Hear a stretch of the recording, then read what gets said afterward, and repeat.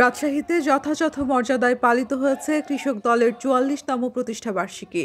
বুধবার বিকেলে বাংলাদেশ জাতীয়তাবাদী কৃষক দল রাজশাহী জেলার আয়োজনে বর্ণাঢ্য র্যালি নগরীর বিভিন্ন দিক ঘুরে 0 পয়েন্টের জলিল বিশ্বাস পয়েন্টের সামনে পথসভা করে শেষ হয়। অনুষ্ঠানে প্রধান অতিথি হিসেবে উপস্থিত ছিলেন কৃষক দলের আহ্বায়ক শফিকুল আলম সমাপ্ত।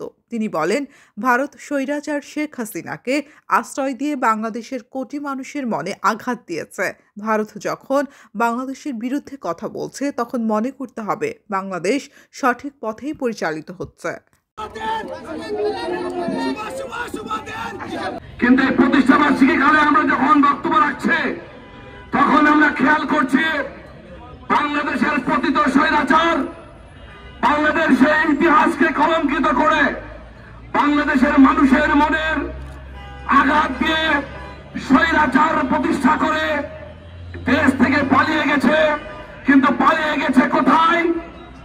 ওই পার্শ্ববর্তী দেশ ভারতে, যে ভারত তাকে আশ্রয় দিয়ে বাংলাদেশের 18 কোটি মানুষের বুকে আঘাত করেছে। যখন আমরা দেখে ভারত বাংলাদেশের বিরুদ্ধে কথা বলছে তখন মনে করতে হবে বাংলাদেশ সঠিক পথে পরিচালিত হচ্ছে।